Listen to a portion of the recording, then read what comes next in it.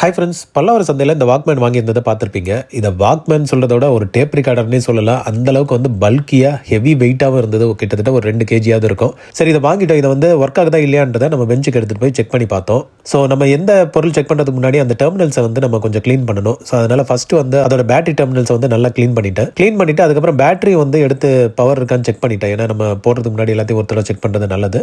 இதெல்லாம் யாரா உன்கிட்ட கேட்டா யாரா நீ? பேட்டரி வந்து தனி கம்பார்ட்மெண்ட்டாக இருந்தது. அந்த கம்பார்ட்மெண்ட்டில் போட்டுட்டு உள்ளே சொருவிட்டு ஆன் பண்ணி பார்த்தா சுத்தமாக வந்து ஒர்க் ஆகலை.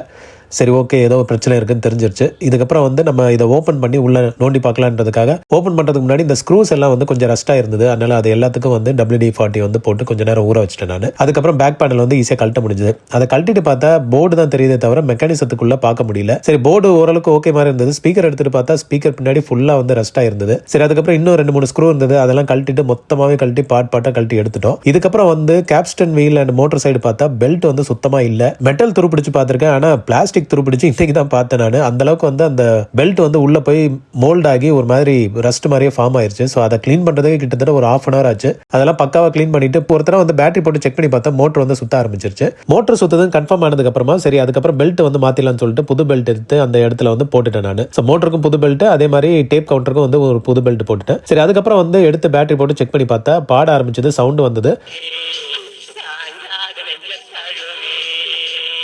இந்த வால்யூம் கண்ட்ரோல் இதெல்லாம் வந்துட்டு ரொம்ப வருஷம் யூஸ் பண்ணாமல் இருந்தனால எல்லாம் கார்பன் டெபாசிட் ஆகிருந்திருக்கு போல. ஸோ அதெல்லாம் பக்காவாக க்ளீன் பண்ணி சுவிட்ச் கிளீனிங் ஆயில் போட்டால் அது வந்து ரெடி ஆகிடும். ஸோ அதுவும் வந்து ரெடி பண்ணிட்டேன் நான். அதுக்கப்புறம் பேனல் வந்து ரொம்ப அழுக்காக இருந்தது. ஸோ அதுக்கு எல்லாத்துக்கும் ஒரு குளியலை போட்டு பக்காவாக திரும்ப வந்து எல்லாத்தையும் ரீஅசம்பிள் பண்ணேன். இதுக்கப்புறம் வந்து நீங்களே பாருங்கள் எப்படி இருக்கு அவுட்புட்டுன்ட்டு.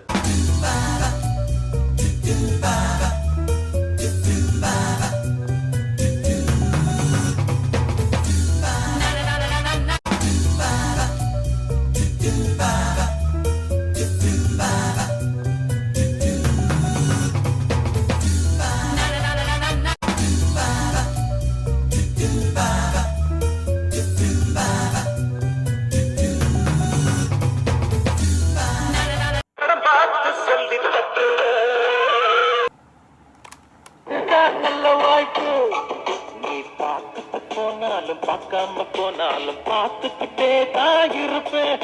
ஒன்ன பார்த்துக்கிட்டே தான் இருப்பேன்.